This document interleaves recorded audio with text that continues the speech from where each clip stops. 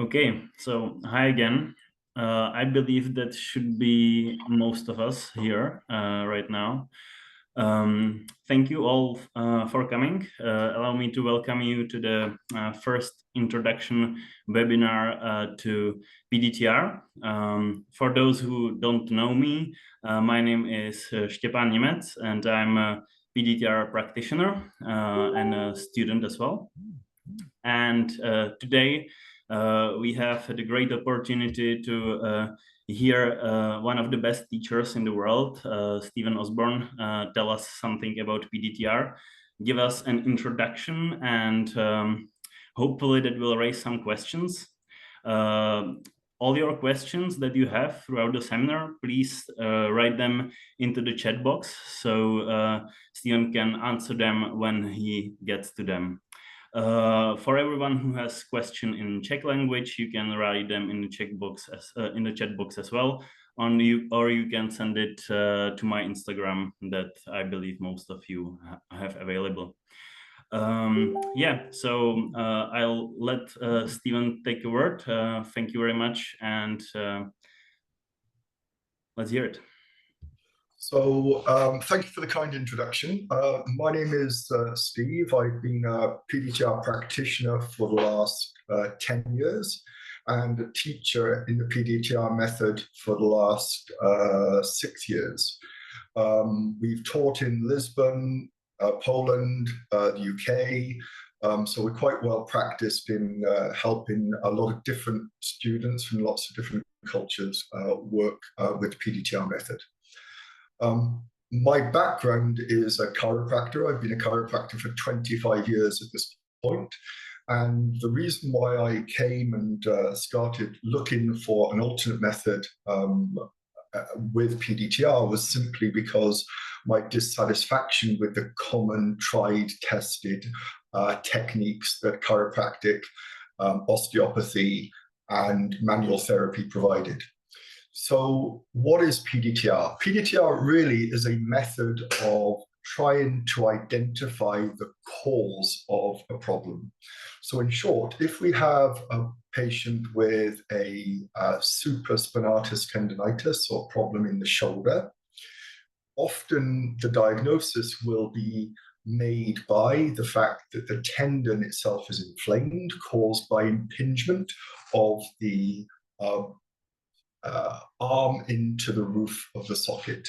Now, in PDTR, what we understand is that the mechanism of the shoulder has to demonstrate integrity of all of the muscles working around the joint.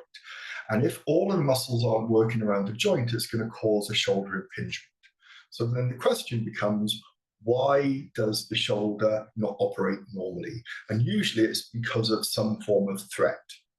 So in PDTR, we talk about a software program whereby you have a threat that is recognized by the nervous system.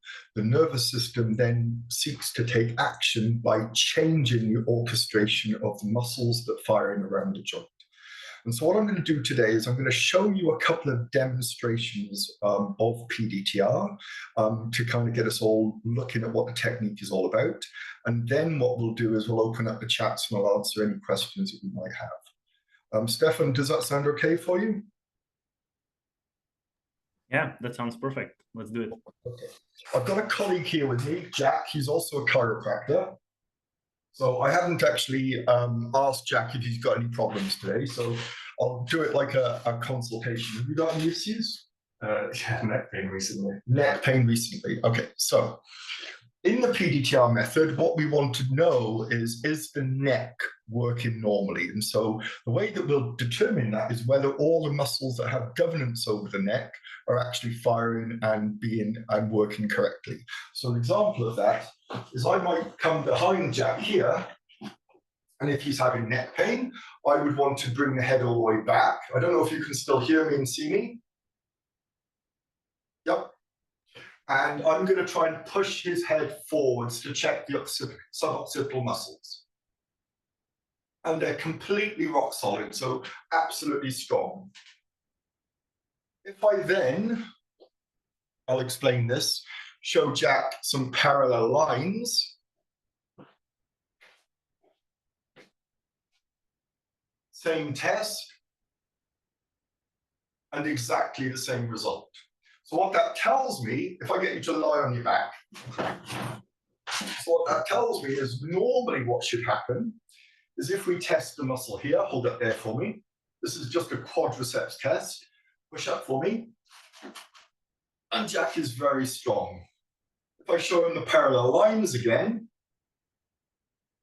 nice and strong for me, Jack, he goes weak immediately. Try and be strong, and he can't. So what's happening there is what we want to know is in the brain or the central nervous system can actually only do two things. And the two things the brain can do is, number one, it can organize the contraction of muscles. And so we have three different types of muscle. We have cardiac muscle, we have smooth muscle, and we have skeletal muscle.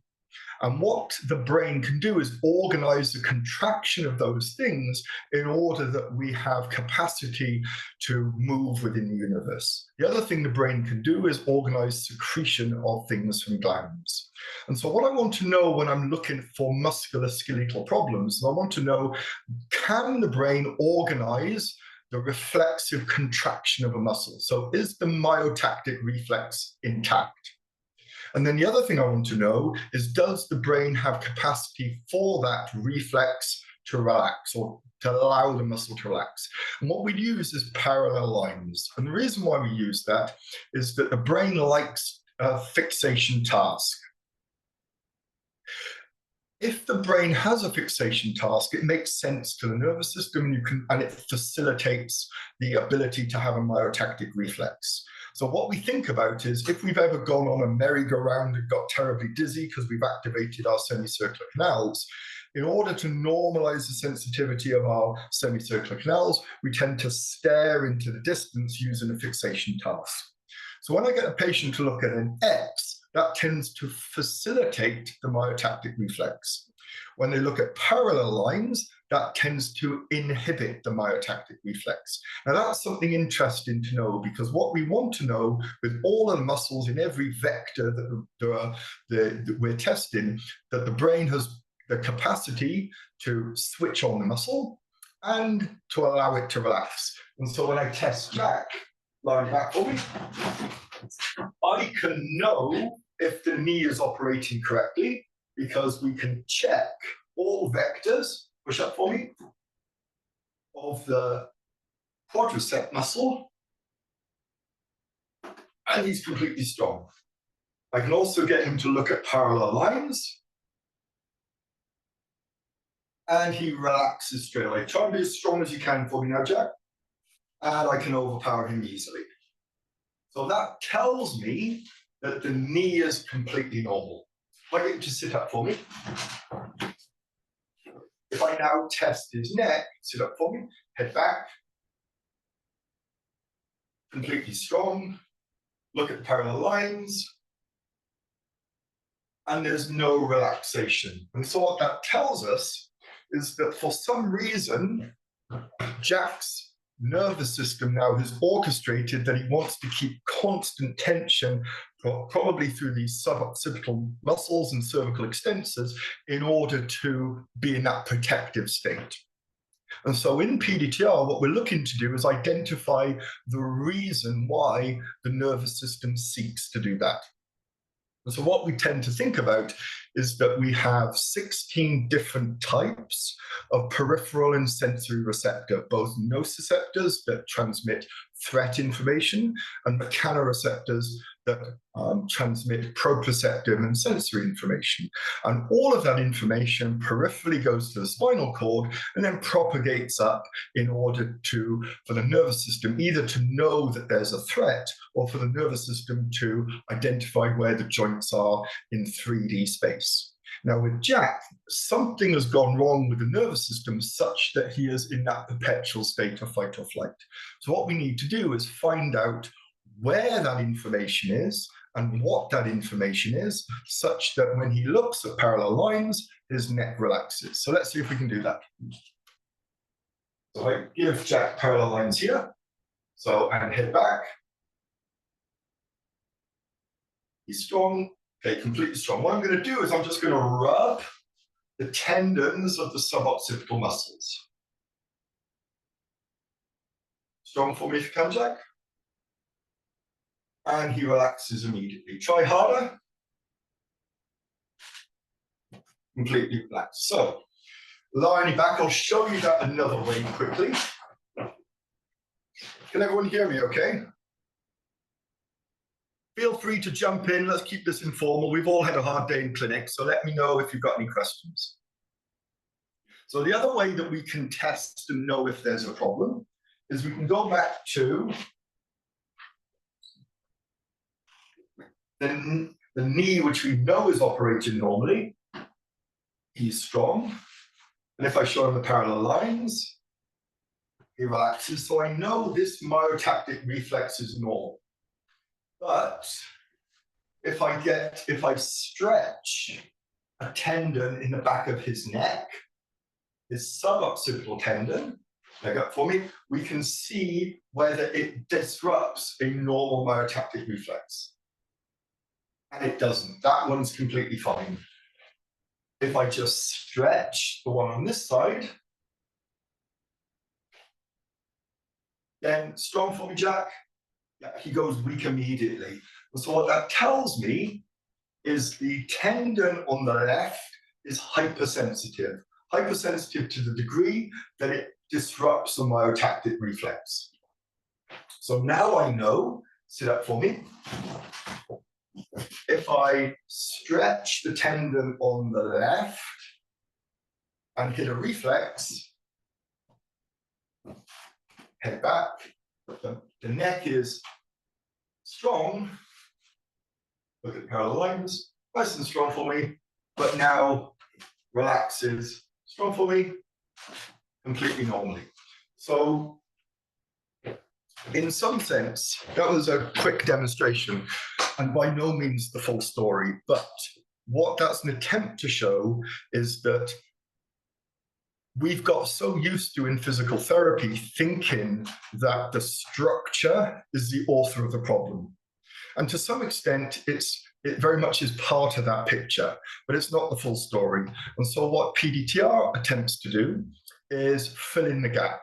So if someone has a problem with their tendon, it might be slightly damaged, maybe a grade 1 or a grade 2, perhaps even sprain. And there'll be a lot of cytokines, a lot of histamines, a lot of prostaglandins, a lot of inflammation associated with that, which will produce pain. But in addition to that, localized inflammatory sensitivity, there's also a neurological sensitivity whereby those injured structures now, rather than convey information about mechanoreceptive stretch, they convey information about threat. And because they convey information about threat, the central nervous system seeks to take action to try to protect you. And it's that protection that's often the problem, because the brain, if we remember talking about, can only do two things. It can contract muscles or it can secrete hormones. And so if the hypersensitive local tissue now is providing hypersensitive information, then the brain has to react by tightening up the muscles. And it'll tighten up the muscles in such a way that it keeps causing further problems. And so with PDTR, what PDTR is about is acknowledging there's a structural problem, but we're interested in normalizing sensitivity of the local tissue. You still have to deal with the inflammation. You still have to appropriately rehabilitate the patient with exercise and stability work. And eventually you have to appropriately rehabilitate the patient with strength work. But what PDTR does that no other therapy does that I'm aware of is it seeks to normalize the sensitivity of the local tissue, which is absolutely vital to avoid future protection and further compensation.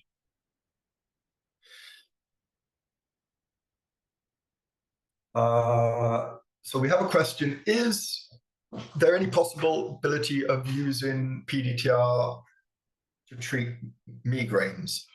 And so the question is maybe. as always, because you need to know what type of migraine it is. So there are many different types, many different causes of migraine, and PDTR would be most useful for treating migraines that have a sensitivity due to tension in the neck, generally speaking. The types of migraines where you can get migraines from dysregulated hormones and from dysregulated blood sugar, it's very unlikely PDTR is going to be able to help that. Having said that, if the migraines are associated with chronic stress, from hypercortisolemia, from sensitivity to light, from poorly orchestrated visual and neck biomechanics, from poor vestibular function, then PDTR is actually quite well suited to treat those things. But as I said, you have to treat the disconnect, the inability of the brain to understand how to coordinate eye, ear, and proprioceptive movement.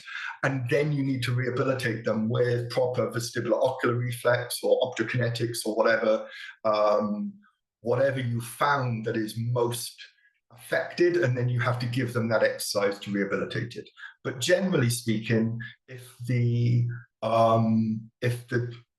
migraine isn't from a hormonal or endocrine problem, PDTR can be quite successful, if that makes sense. When learning PDTRs, because I know that a lot of you are kind of going through, considering doing PDTR, this clinic here in Cardiff, we have 2 chiropractors and 2 osteopaths working for us, and we only do PDTR. We don't do any other techniques. So both I'm a chiropractor and Gareth is an osteopath. He's also a teacher. He teaches in Krakow. Not Krakow, he teaches in Croatia, forgive me. We found that doing PDTR, we no longer need now to do our adjustments. We no longer need to do our soft tissue work. It's really not necessary, because the normal treatment that a chiropractor would do is they would identify joints that are restricted, and you'd manipulate them, or you'd find muscles that are terribly tight and you try to massage them. But what we begin to understand when we look at PDTR is that the joints that are really tight that you'd want a spinal manipulation, generally speaking, that's due to tightness in the intertransversaries, the rotatores, the longissimus, the little muscles in between the spine, and that's causing the restriction in movement. And so again, you need to ask the question, well, why does the brain want those muscles to be tight? Because if you don't fix that, all you're doing is temporarily reducing the tone of those muscles, but as soon as the brain perceives threat again, it's going to tighten it up again. And I found as a chiropractor, one of the things that I struggled with was when I did an adjustment, a patient would come back a couple of weeks later and I would find exactly the same thing.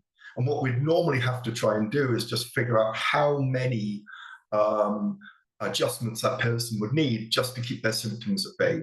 And where PDTR is different is we're trying to identify the root cause of the reason why the muscles are tight in the first place. And once the nervous system doesn't perceive threat in that way, it doesn't need to provide for a solution where they tighten up those muscles. And so that then means the patient is in a better position to move forward with the rehab.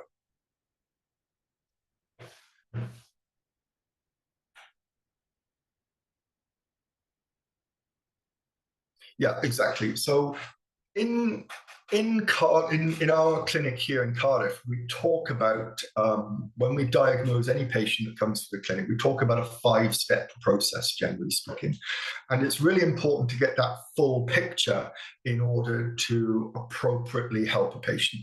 And so the first part of that is an accurate diagnosis. And so what we want to do is we want to figure out if that patient, to what degree do they have a structural problem? To what degree do they have osteoarthritis, rheumatoid arthritis? To what degree do they have hormonal issues? To what degree do they have nutritional deficiencies? So we want to get a quite clear picture on the structure and the systemic problem. Once we've done that, we want to have so that would be stage one, is trying to get a good diagnosis, because generally speaking, a person who is in pain has many things wrong. They have a degree of injury and a structural problem, and they'll have a degree of inflammation. So we want to know, being the second thing, how much inflammation that person has. PDTR correction actually is the third thing, the third arm of that, which is correcting the software such that the hardware is working correctly. And within that, we'd be looking to use red light therapy for control of inflammation. We'll be looking at adjusting their nutrition, perhaps, because they may have chronic systemic inflammation, which may be due to a background infection that they're fighting, or they've got increased viral load, which has ramped up their immune system such that they're chronically systemically inflamed. And so it's always important to understand the degree to which a patient is inflamed. So number one is accurate diagnosis, an understanding of how much structural problem is and what's the overlaying software. And also a degree to which they have emotional problems associated with their injury, whether they've actually got any anticipatory anxiety, whether they have a lot of fear. And so we have to understand their backstory in order to try to change and normalize the threat. Once you've been able to do that, what becomes really, really important then is corrective advice and rehabilitation, because the pacing of the return to activity becomes important. So stage 4 then would be a lot of stability work, which is trying to actually get the patient to be able to move gently into a space of pain that's actually no longer threatening for them. And then after we've done a lot of work with stability, they then have to move into strengthening. But the danger with strengthening is if they do too much too soon, they can resensitize the area. And so there's a lot of science now about what chronic pain is, and there isn't really a lot of dispute about it anymore.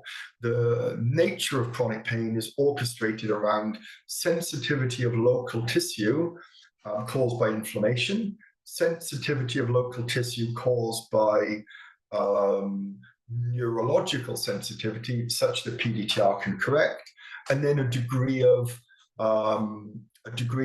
emotional anticipation, expecting more pain. And so when we have all of these things together, it's your job as a practitioner to try and figure out the recipe, reducing inflammation, reducing threat, getting them moving again, and reducing the fear of movement, I suppose. Can I jump in real fast? Yes, by all means.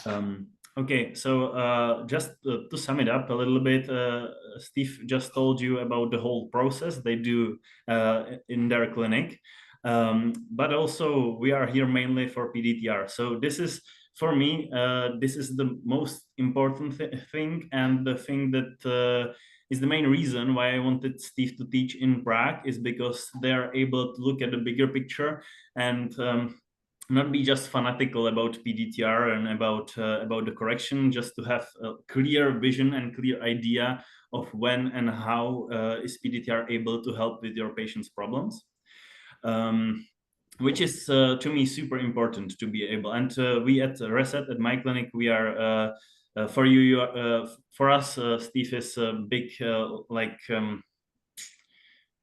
we are inspired by their approach a lot. So what I would suggest is if you could show us some sensitization and how the process looks in practice one more time, just to see it again after hearing the entire picture, if you agree. Yeah, boring. So I'll just add a few more words about what's actually happening. Thank you. So the way that we describe it often to patients is we describe it in the sense that the nervous system has to receive information, or the brain has to receive information from the body about the state of play that the body is in. And so there are 16 different types of information that the brain can receive from the body. And so what are those information? So the brain can perceive and act upon 3 different types of vibrational frequency. And those are 256, we have 128, and we have 512. And so that's 3 different types of information the brain can perceive. The brain can perceive other things as well, like hot and cold, and like it knows the difference between a rub and a pinch and a slap. So all of the things that you can perceive, if you have your eyes shut and you know the difference between, the brain must have a nerve ending whose job it is to convey that information. And so normally what should happen is that, say if I hit Jack here, Jack will have awareness of a hit, but it won't convey any more meaning than that. Similarly, if the brain will take into account the information, but it won't react necessarily. But these things have a graded response. So, for instance, if I poke Jack with a cocktail stick, nothing happens. He has awareness that it's a poke with a cocktail stick. If I hold you here, and I push him as hard as I can to the triceps, you've been working on the triceps, okay, and I touch him here, okay, very, very gently, strongly, nothing happens, and you wouldn't expect anything to happen. If I jab him really hard, though, really nasty, nice and strong, he goes weak immediately. Okay, I invite you to all try that. And in neurology, that's called a flexor afferent withdrawal. And so essentially, I've got 3 kids, and when they wake me up in the middle of the night, I go running across the landing. If they've left their Lego out and I don't see it, and I step on the Lego, then what's described by this flexor afferent withdrawal is I'm immediately going to have a reflexive, like a patellar tendon reflex. I'm going to have a reflexive reaction. And my reaction is, I'm not going to push more onto the Lego, I'm going to pull off it. Okay, and that's a reflex like any other reflex that we have.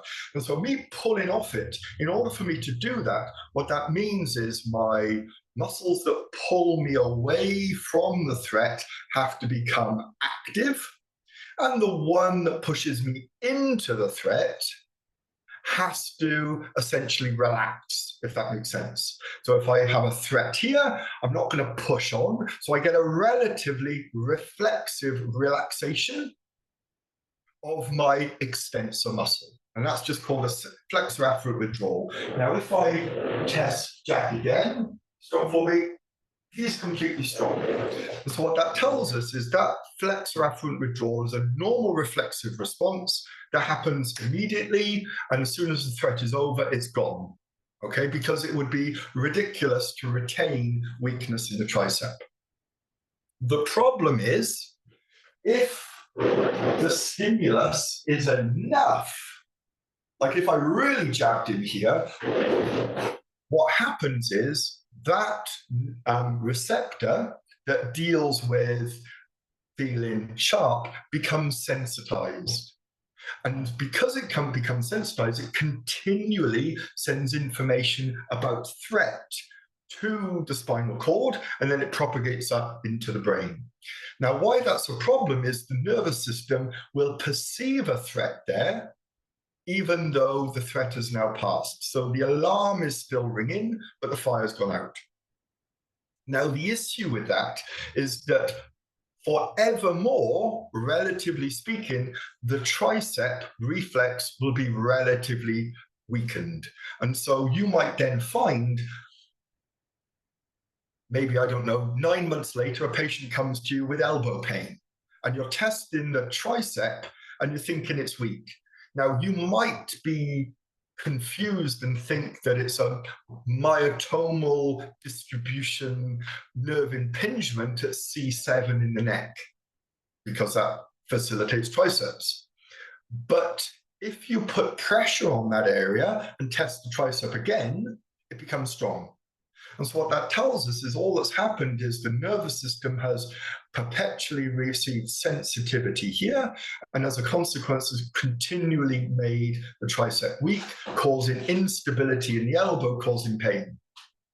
And so then the treatment is relatively easy. You need to understand the degree to which there has now been an injury. Maybe the annular ligament has been damaged. Maybe they have a little bit of tennis elbow and a lateral epicondylitis or some tendinopathy as they've tried to compensate. And so obviously you're going to have to deal with that because it's a structural problem.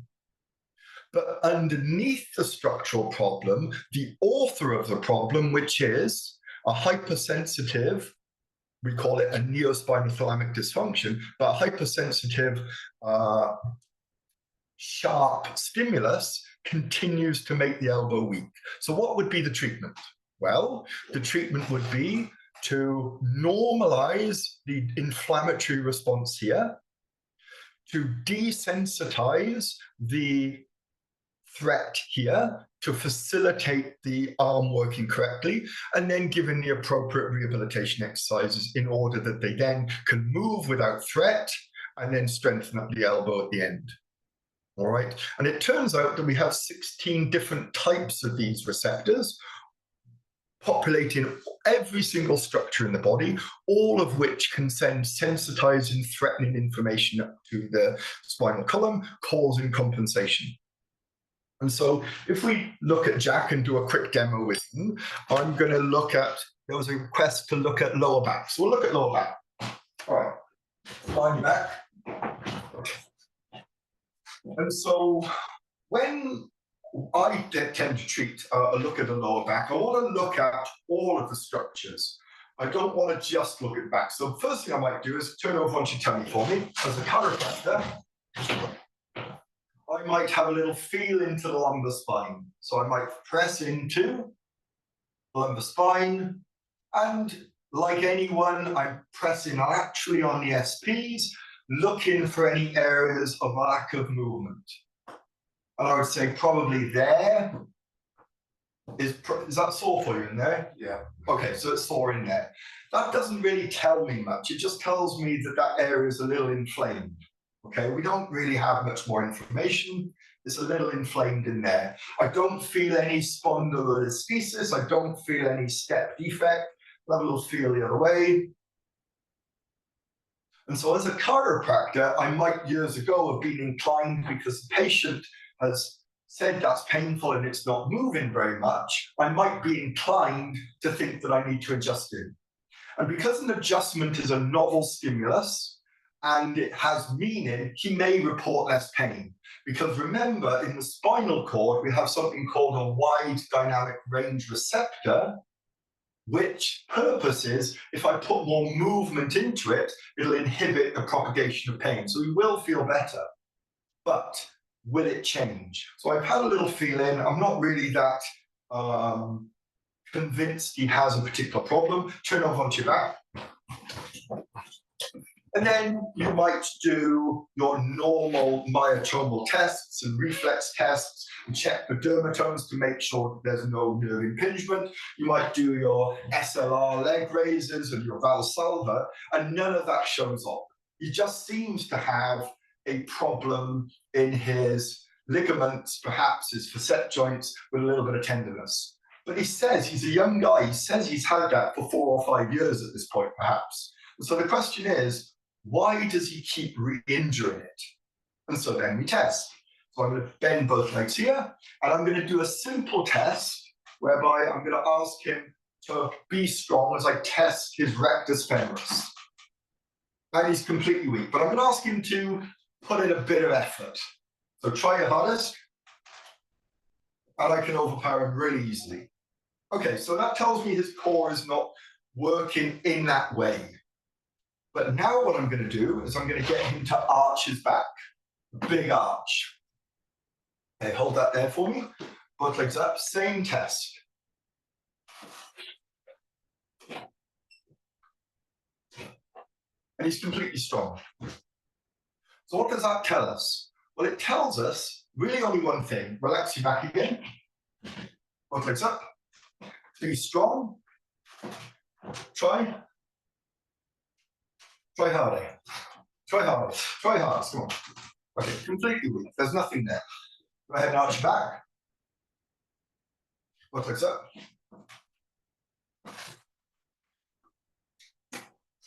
Right. And he becomes strong. So what does that tell us? Well, only one thing. It tells us in order for him to be strong through his rectus abdominis, he needs to recruit his back.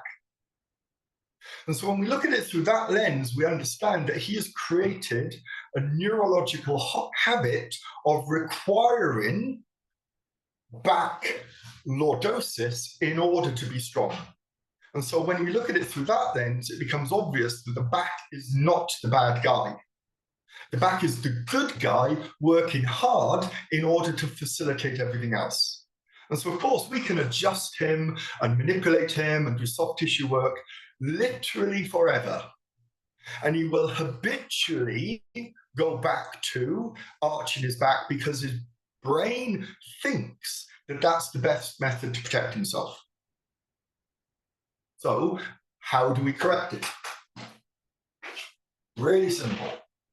So what we want to do is find the reason why Jack cannot maintain stability in his core. And so what I'm going to do is, Jack, if you sit up for me, turn around towards this way.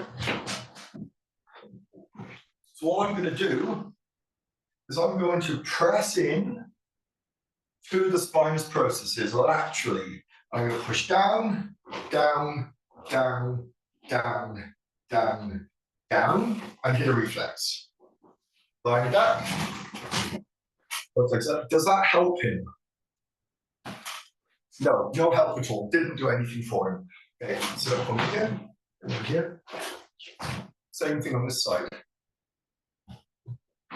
Push, push, push, push, push, push, push.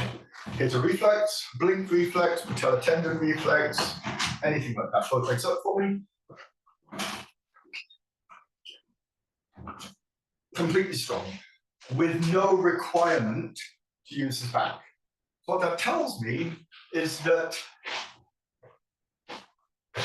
there is a stretch reflex, probably in one of the facet joints, it's not certain at the moment, that is hypersensitive. That as soon as he receives any stretch there, his nervous system immediately seeks to compensate. And so the job of PDTR is to find that hypersensitive receptor, and there are many rules to help you do that, in order that you know the nervous system then doesn't receive threat from that structure, and then the output becomes normalized. And so in this case, probably, I don't know, what we can do is both legs up for me, push up. Okay, he's nice and strong. Now, if I do the same thing again, back into that area that was painful, is it that one that's painful? Yeah, okay, so I'm going to stimulate that a couple of times, just in there. Both legs up, push up. And he's gone weak again, because that's the area of sensitivity. Now, as a chiropractor, turn over towards me. What I can do is I can go ahead and manipulate that structure. There. Okay, here. Breath in. Oh, sorry, go. And all there. Good. Both legs up. And that's done the same job.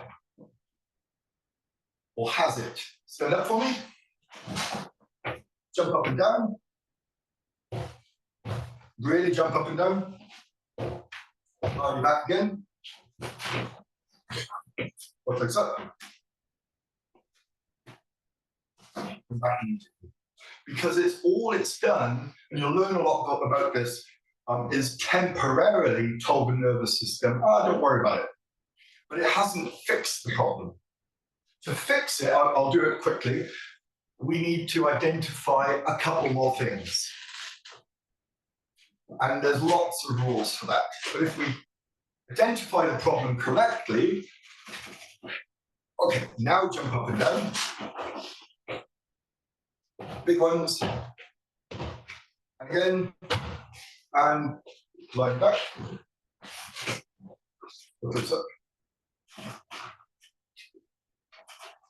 Now, if he can recruit his core correctly and doesn't need to recruit his back. So his back no longer has to be constantly in that hyperlordotic state, causing irritation and inflammation. And it also can extend normal. Did that help at all? Did that make sense? Helpful? Got another question here. How do you work with patients which have more than one problem? Pain in the shoulder, lower back as well. How do you figure out what the main problem is and what the compensation is? So that's a tricky question, and that can kind of, a lot of that has to do with competing factors. So the first one is, which structure is most inflamed? Which structure has most histamine, prostaglandin, cytokine problems? So there's that as an element. But probably I would say the biggest influencing factor, if someone has multiple areas of pain, is actually their own perspective on it. So what they consider the worst thing is, and where they're, which structure holds the most fear for them. Because what you need to understand is that PDTR is, by some way, the best strategy for normalizing peripheral sensitivity. So that sensitivity everywhere except the spinal cord and up. But there's a second problem, because what we understand about the central nervous system, the brain, is thinking about a task and doing a task occupy the same ecosystem in the brain. And so if I'm forever have anticipatory anxiety and intrusive thinking about a particular structure, that has the potential to resensitize the structure. And so to really help a patient, you have to normalize the sensitivity of the structure, but also get them to move and reframe how they think about it. And so I would say probably the biggest issue to getting patients better at the level of practice that we're at now is reframing their mindset that they have potential to get better. If there's no emotional problem associated with it, then actually sorting out whether the back or the shoulder or the neck, which is the biggest priority, is really, really easy, because there are rules within PDTR which will show me what that problem is. And you're going to learn all those rules. So what you're looking for always, and it's a great question, is what is the first domino? Because they may have a appendectomy scar here that is inhibiting from the time of the operation their QL function in the low back. And they may have a broken leg here, and they may have something else here. And if you can figure out which one in their brain is orchestrated to be the most important, generally speaking, you only have to treat the one and all of the others become normally sensitized, because the brain doesn't need to compensate anymore. Because the thing that we need to think about is the brain is completely disinterested in any person's happiness or efficiency. The only thing the brain is interested in ultimately is protection. And so you can be gloriously miserable your entire life and live to 110, and as far as your brain's concerned, it's done a fantastic job. And it's the same thing with compensation. Once, and taking the example of sensitization here, once the brain has sensitized a structure, it doesn't re-audit it a year later and go, oh, that's a bit silly, we don't need to do that anymore, you're fine. No, that compensation gets hardwired then, and that's normal. And what people have to do is kind of compensate around it. And certainly as you get older and older and older, you get compensation layer on compensation layer on compensation layer on compensation layer. And then eventually they can't compensate anymore, and then the pain starts. And when the pain starts, it then requires peeling back the onion in order to create change. Okay, another question. Do we have any way of finding out that the problem is on a metabolic level? Let's say a person is on high prostaglandins, histamines causing inflammation, but is due to an allergy. Would it seem to be pointless to do red light therapy here because we need to address the root cause? I don't know, antihistamine drugs or not. And so it's a great question, but it's what we need to actually think about is if a person has a ridiculously high level of prostaglandins, we know that that has capacity to, at the level of the wide dynamic range receptor in the spinal cord, it has potential to propagate as pain. And so if a patient has ridiculously high level prostaglandins, it's very unlikely you're going to get the patient out of pain using any technique, because chemically the brain is receiving the text message saying that they're in pain. And so this, if they have an endocrine problem on that level, that has to be dealt with first. No doubt about it, otherwise you're not going to get them better. Red light therapy is really, really helpful because it upregulates Krebs cycle, and it adds another electron, which then mops up all the free radicals, so it reduces inflammation. But it's not the inflammation that's the problem, it's the nature of the prostaglandins causing sensitization of the wide dynamic range receptor. So PDTR isn't really well positioned to resolve that. Where PDTR is phenomenally well positioned is to identify the source of the neurological dysfunction.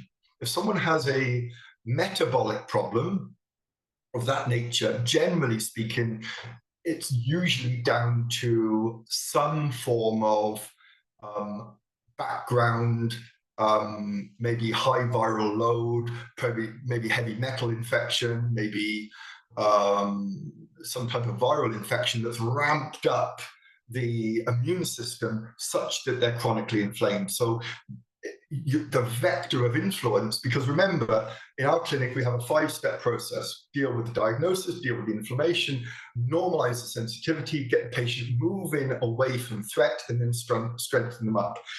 If you're stuck on number 2, you're going to struggle to get to number 3.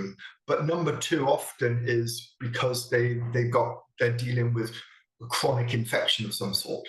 And so there are other tests like an oat test or maybe a Dutch test or something of that nature that would help, or a mold test to that nature, or heavy metal, that would try to seek to identify what the cause of the ramped up immune system is. So you have to deal with that first. Does that help? Okay, should we do another couple of demos? Do you have anything that you want to ask, Stefan? No, I think I'm good, but we have one more question here from Andre, so probably that, and then we can go to demos. Yeah, okay, so can PDTR treat emotional problems? But yeah, I mean, absolutely. PDTR is phenomenal for treating emotional problems. I have a whole slew of patients that come in literally just for emotional treatments. So, you know, if I put Jack on the bench here for me, as an example, leg up for me, nice and strong. And he's completely strong, no problem at all. And I get him to look here. Nice and strong. So he's absolutely strong. There's no problem at all. It's normal. So what I'm looking for, both legs up for me, push up. Because we treated his back, you can activate his core, look here, and he relaxes.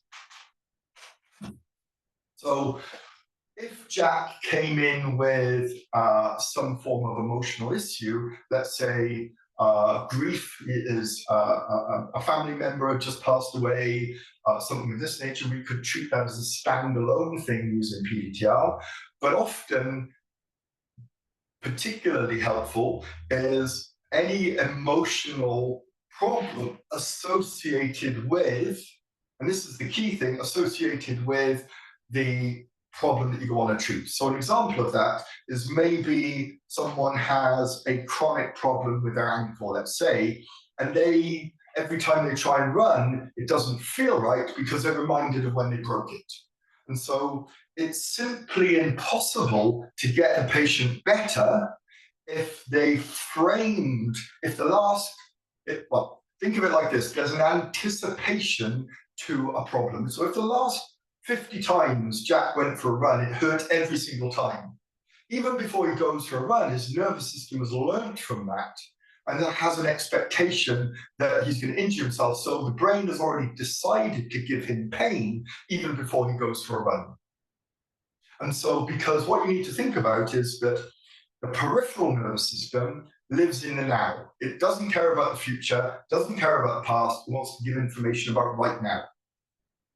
Whereas the central nervous system, your brain, it only lives in the past because it's a learning model based on experience, and it predicts the future based on the past. And so, as an example of that, I might have a patient that has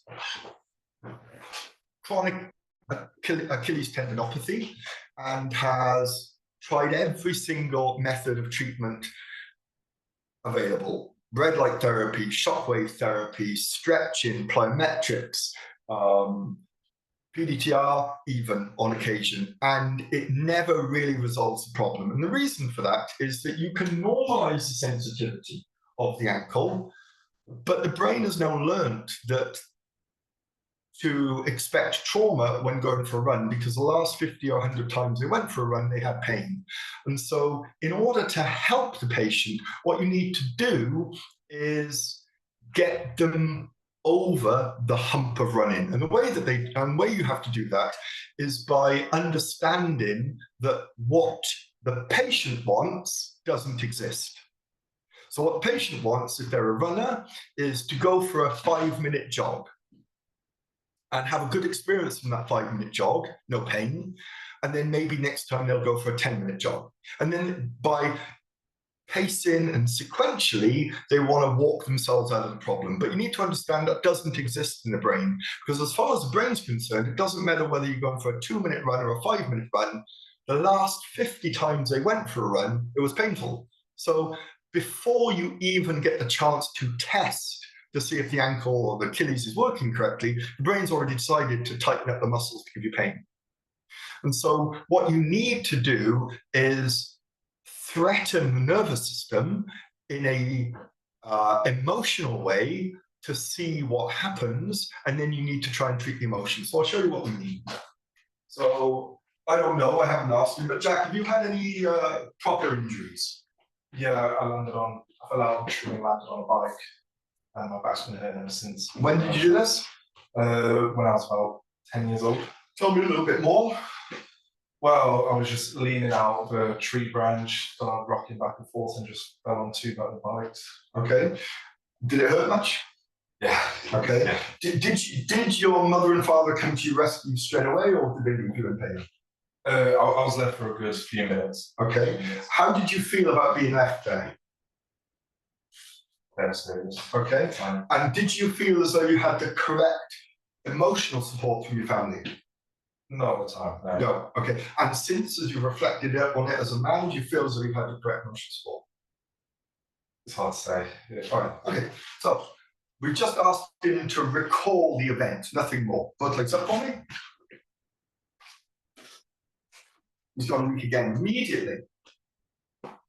Okay. And go ahead and arch your back. Both legs up for me. And now he's strong. So what's happened? Immediately, he has resensitized the structure and gone back to the habituation of arching his back to protect himself. Because what you need to understand is that posture that we think of is a very complicated agreement that the nervous system has to find out what is the most safe thing that the nervous system can do to try to protect itself. And so with Jack, anytime he's reminded of the pain, he's going to resensitize the PDTR structure that we located in his back. Now I can normalize that again.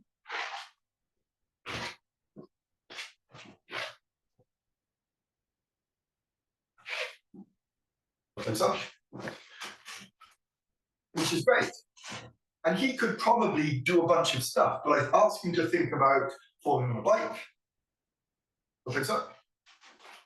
He's gone completely weak and needs his back to recover.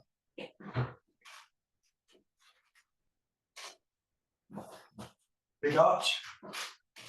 Yeah, there we go. So in order to treat Jack, what we have to do is an emotional treatment in order to desensitize his anticipation of pain, normalize the sensitivity of the peripheral structures such that he can use his core without using his back. He can think mean things about his back and about his past and still doesn't need to use his back, and then we need to get him moving. So I'll give you a quick demo of that.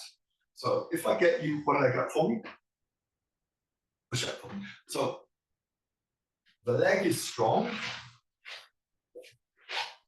and we want to see that it's normal. And he goes weak immediately. Fantastic. Okay, I'm going to get you now. I'm going to try and threaten him to see if we can disrupt a normal reflex. So I'm going to get you to go ahead and think about falling. Where did you fall out of a tree?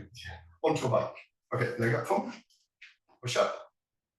Okay, nothing happened. So that wasn't threatening enough. Okay, so I want you to think about falling out of the tree onto the bike, and then I want you to think about back pain.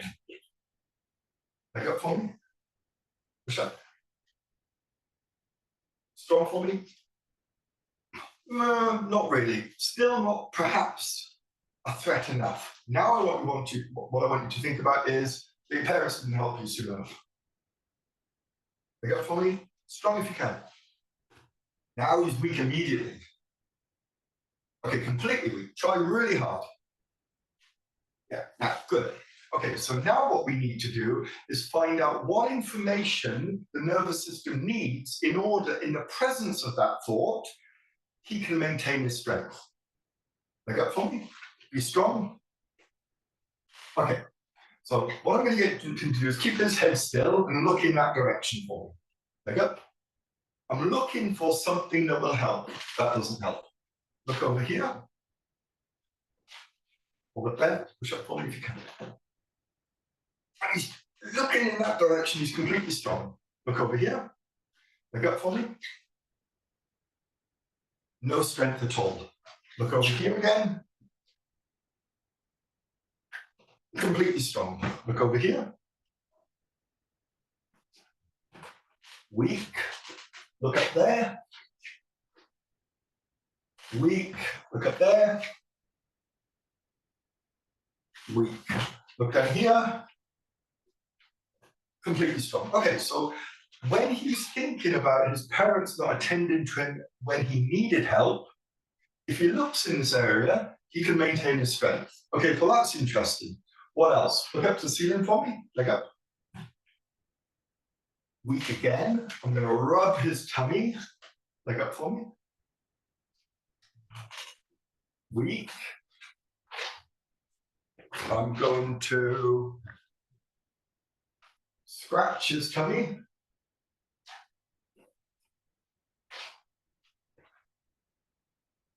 Completely strong.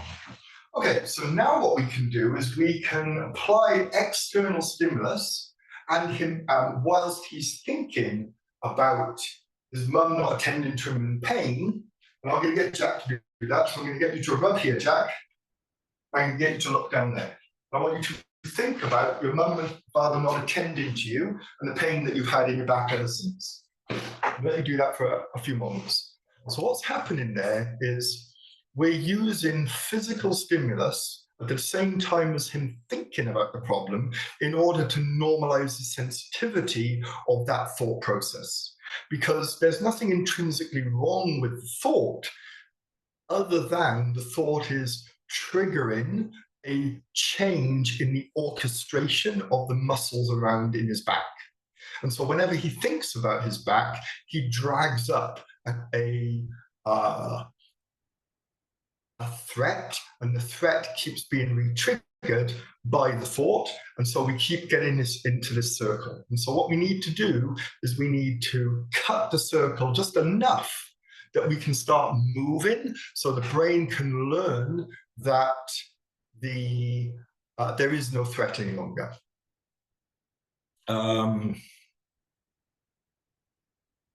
It's a hard concept, and we don't really get into this until about day 12 or day 13 of the Foundation series.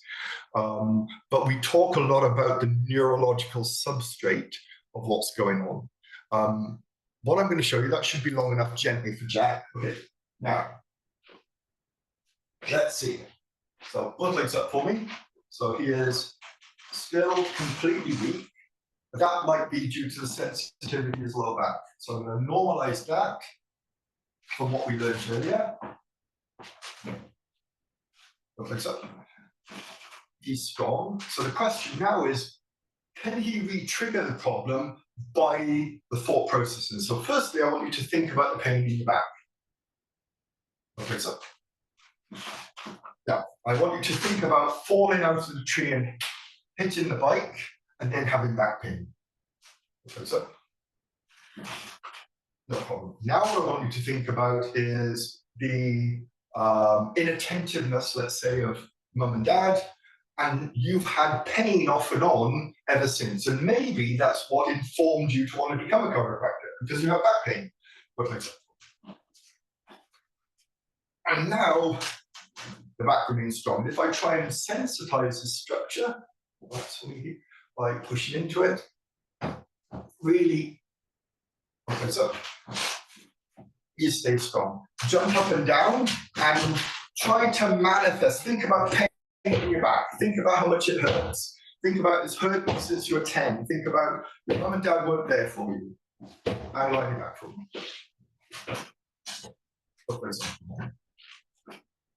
No problem at all. You all right? Yeah? Yeah. Oh, good man. All right, take a moment. So we have a question. Could a similar job be achieved by normalizing the sensitivity by psychotherapy? Again, it's definitely possible, but I don't think it will do a full enough job. In the sense that very often when we talk about psychotherapy, the job of a psychotherapist is to help a person understand their responsibility for the actions that they've befallen them. And so then they don't feel hopeless to it. And so it's applying microcognition to their past experience such that they understand it and so are not so fearful about the future.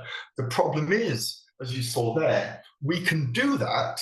PDTR is a much more practical way of doing it because I don't have to traumatize the patient at all by asking them particularly. I don't have to get the patient's understanding of the process quite so much because I can just trigger them. Think about mum, think about dad, think about pain, think about falling out of the tree, think about hitting your back on the bike, such that they go weak. And so we know there's a problem. And then I can go about the business finding out how to normalize the sensitivity of the nervous system to that thought. So it actually becomes a lot quicker, and I don't have to traumatize the patient anymore by requiring their understanding. Because all I'm looking for is to symptomatically help them such that when they think about the thing that's traumatized them, they don't have a response. If you just did psychotherapy, you would achieve, I'm sure, the same result, but you would still have to deal with the sensitivity of the back. And so they'd still have a back problem because you have to deal with the sensitization here and the sensitization at the back at the same time, if that makes sense. Stefan has just written, not to mix up what most is going on is demos is diagnostic, very treatment takes, yeah, okay. So what I'm showing you is principles. Obviously, there's a lot more to it in terms of how to find these issues than I'm showing you at the moment. But the way that both myself as an instructor and Gareth, who I work with in PDTR, teach is, I see between 25 and 30 patients every single day. My primary treatment lens is PDTR. And so the way that we try to teach PDTR is practically what do you need to do in order to resolve the problem and identify the issue with the patient as quickly as possible. If that makes sense. I know that we've been going about an hour now. I don't know how interesting you find all of this. Is there any other questions that you guys have about, how long does PDTR take to be, to be a good PDTR practitioner? How long does it take, generally speaking, to treat patients? How many sessions does it take? How do you integrate PDTR into the practice that you have? What type of questions do you have? Anything? So in the meanwhile, while we are waiting for the questions, for the possible questions, I would like to say thanks to Steve for finding time to show us all these nice demos. And as I already wrote in chat, at the end of the year, Stephen will be teaching PDTR first ever PDTR course in Czech Republic, in Prague. So you have all the information in chat if you are interested in signing up for the course. And as well, if you want to find out more, you can follow us on social media at RESETfyzio, because we will be adding more videos from Stephen and from us. And you can visit one of our workshops where we do PDTR demos and show you a little bit of muscle testing, which is then important for PDTR courses as well. So either one is a good follow-up if you are not decided yet that you want to buy the course. But that's pretty much it from me, and it doesn't seem like we have any more questions. Oh, okay, we have one. So, how long does it take to treat a problem using PDTR? So, as your competence improves, you become quicker at doing it. I would say that PDTR, well, for me at least, was it probably took, honestly, I mean, if you join the course, we were going to get you doing PDTR by the end of the first module. You will be doing PDTR and finding problems and fixing problems without any shadow of doubt. We won't let you leave the first module unless you know what you're doing. But how long does it take to treat a simple problem? Like if someone has like a knee problem and they've had it for, let's say, 3 weeks and it's just still a bit achy, you could probably treat them in one session and normalize the sensitivity of the knee, and it's done. You might want to bring them back in for a second session after giving them exercises just to check that the integrity of the work that you've done, but that should be it. It can be really that quick, and it's surprising. If someone has, chronic problem 20 years or more, then, it'll take time. It can take many, many, many, many sessions to figure it out. But the thing that I love about PDTR, honestly, as a practitioner, is that there's no patients that come in now, generally speaking, that I don't have a roadmap to get them better. I'm very rarely stumped, as in, I don't know what to do with this patient, because it's quite simple, really. Say someone comes in with a shoulder problem. what you do is there's 14 muscles, obviously, that have governance over the shoulder. And so you test every single one of them, and you get a sense of which movements the nervous system feels safe and which ones it's not so sure about. And particularly with the shoulder is quite an interesting structure because, as I was talking about before, a lot of people will go to their doctor and they'll be diagnosed with a shoulder impingement problem, like a supraspinatus tendonitis or something of that nature. And so what's happening is the head of the humerus is rubbing on the roof of the shoulder, causing abrasions and irritation to the supraspinatus tendon, which over time causes inflammation, and then you get osteophytic spurring into the subacromial space, and then they may need surgery.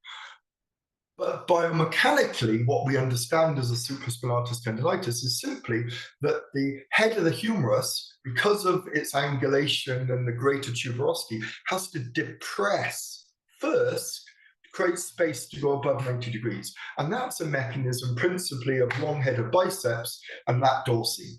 And so generally speaking, if you test long-headed biceps and lat dorsi and both are not working, all you want to do is find, like we saw with the sensitivity here, the information that's causing that to become weak. And then if you can correct that, then the humerus will depress, creating space for the tendon, and then they're not going to have any more irritation, and then you can actually go about the rehabilitation of getting them moving again. So PDTR can be very, very quick. The problem then is I can do that biomechanically very easy. Maybe it'll take me 10 minutes, like very quick. The problem is then if they've habituated a belief system whereby they've been told by a consultant they'll never play tennis again, or they've been told by a consultant that they need surgery, and that labeling creates an anxiety that resensitizes the structure, causing more inflammation. And so what you'll learn through the lens that we teach PDTR is you need to understand that you have to go through first principles. To what extent do they have a structural problem?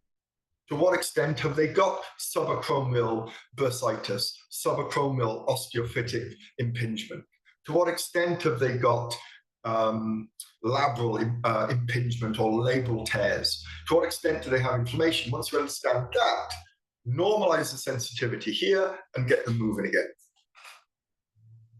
Do I think it's good for a strength and conditioning coach to have PDTR? Honestly, I can't think singularly of a more important thing for a strength and conditioning person to have than PDTR. It is so important because if you have all the big muscles in the world and your nervous system, because what you need to think about is strength is first given by permission of the nervous system. And so if the nervous system doesn't want you to be strong in that muscle, it doesn't matter that you have all the muscle mass, you're going to be weak.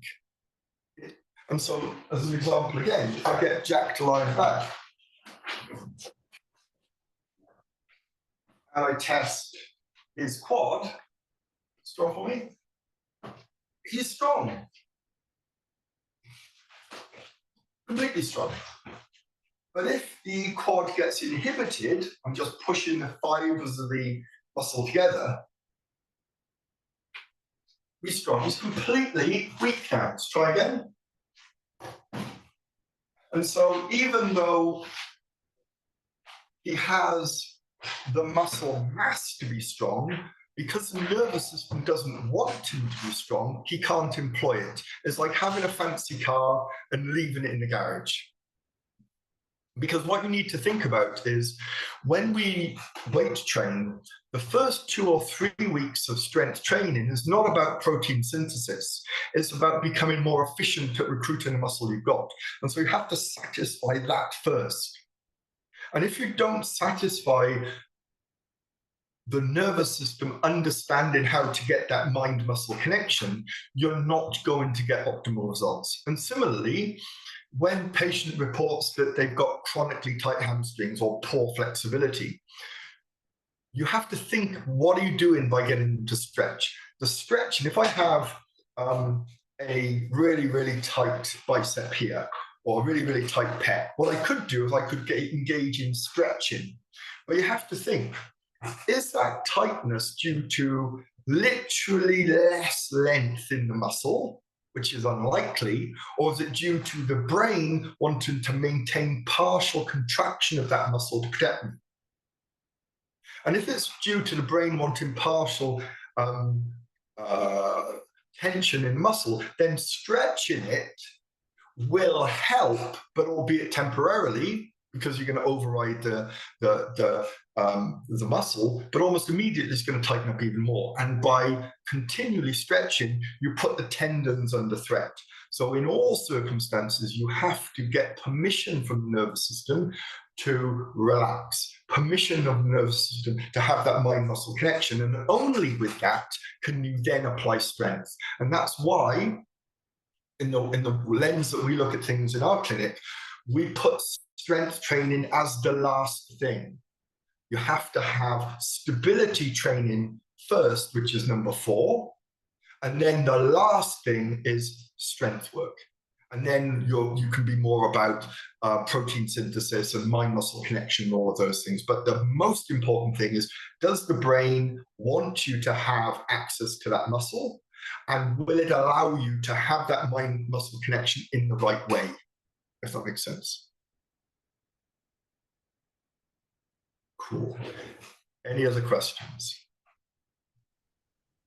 I personally think that was a great answer. Thank you. And I think that it's about time to wrap it up, probably, if we have no more questions from the audience. Have you got any last words for this webinar? Yeah, so I would say, I kind of mentioned it to some degree before. What PDTR has given me, because I love to teach, and I probably teach anything up to when I was probably 30 to up to 45 days a year.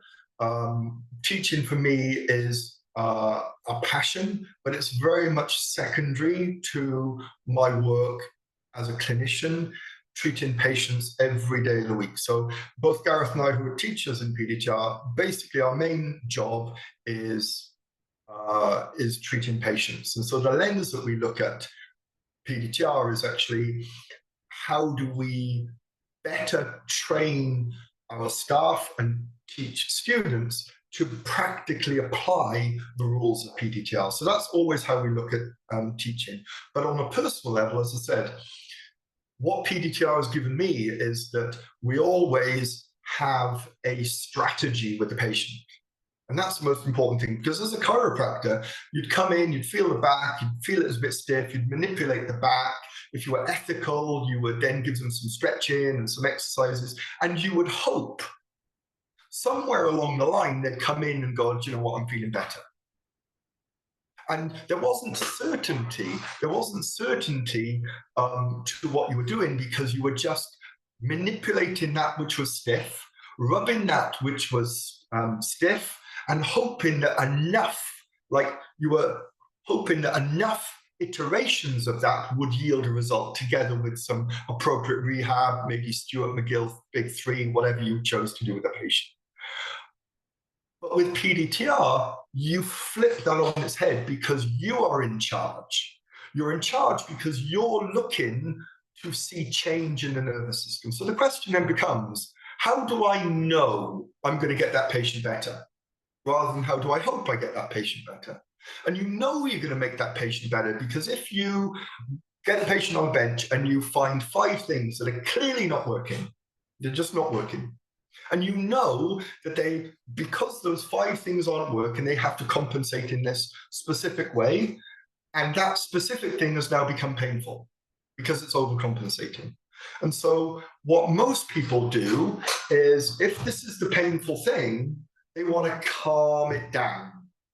okay, and be less painful. That's the hope. I'll massage it, I'll adjust it, I'll try and calm it down. But what you need to realize is very often this is not the bad guy, this is the good guy working really, really hard. And so if you try and calm it down, all that's going to happen is it's going to tighten up again and become more painful. And that's not what we do with PDTR. And so it's not the lens I look at things. What I'm looking for is all the stuff down here that is not working. That's what I care about, because I know this is going to be compensating. And so when a patient comes in, I might write up on the board back there, I might write down every single thing that's not working. And I might pick on 5 things in any one session. And I will say to the patient at the end of the session, listen, I found 10 things, 5 things, 1 thing, whatever it is, that's not working. My goal today is to change that, such that when I see next, it's definitely working, 100%. And then there's transparency and there's honesty and there's leadership in that. And then when I see the next thing, I'll say, hey, do you remember what we did last time? Yeah, you did this. Okay, perfect. Let me check that with you. And then I check it. And then it's either working or it's not working. If it's working, I go, look, that's changed. Now I want to find all the other things that are not working until we arrive at a point that everything is working.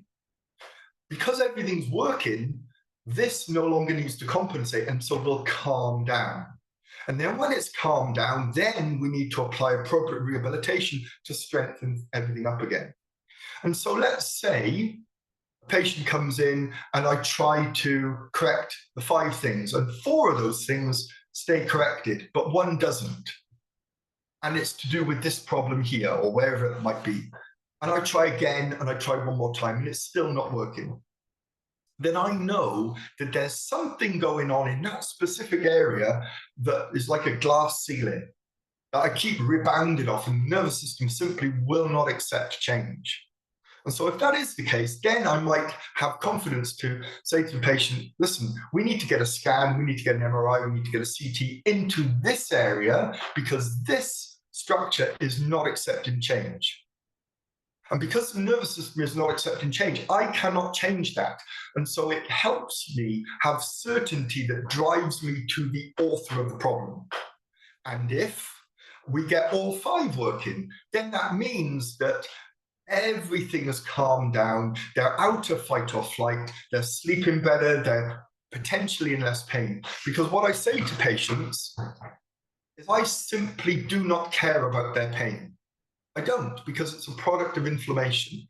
But what I care passionately and deeply about is their function. Because if I know I can change their function and I can get the nervous system to calm down, we know that we can get them better. And it's simply then, when everything is working, just trying to figure out exactly the tempo of exercise. And I'll say a couple of words on that just to finish off. The question about strength and conditioning is really important on this. So I had a patient that played for Wales rugby, and they had a high hamstring strain, if I recall, and they'd been to see absolutely everyone before they'd been referred to us. I think they had it for about 9 months. Anyway, we managed to sort that out for them. And then the coach rang the office and said, look, we've earmarked a training session where we want to do an 80% sprint session. Is that cool? Can we do that? And I was like, I don't know. I have no clue. I don't know. Because in this clinic, we don't guess, we have to test. So we asked the patient to come on in. I got them running up and down outside the clinic at 30% effort, then tested all the muscles in the hip and they were completely fine. And then I got the patient to run at 50% effort, tested all the muscles around the hip and it was fine. Then I got the patient to run at 80%, tested all the muscles in the hip and immediately they'd gone weak. That didn't require treatment. I just knew that the pacing, it was just too much neurologically and structurally to actually put that much load through that structure, and the nervous system would compensate. And so the instruction when you're giving your strength and conditioning is you find out the maximum load that that patient can tolerate before they need to compensate. And then you titrate underneath that by about 30–40%, and that's where they live. That's all they can do. And then what you'll find is over time it drifts, so they can do more and more and more and more. And that's how the fusion of strength and conditioning and rehabilitation work works beautifully with PDTR, because you can ask the nervous system how much is too much. If that makes sense. All right, I think that probably, unless there's more questions, are we good? I think we're good.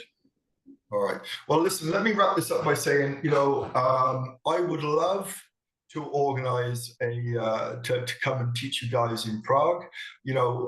The way I look at it is that whilst we are an instructor, it's a collaborative, a kind of journey into this, and we don't really view ourselves as instructors and things. I'm just a practitioner that's just more experienced in this, and I'd love to kind of teach you what we've learned about how to apply PDTR in a clinical setting with real examples of how PDTR actually can change the symptoms in patients very, very quickly. And so it's really important to me that whilst you understand the theoretical model, it's more important and that you're able to take away from each course, okay, do this, practice this before next class.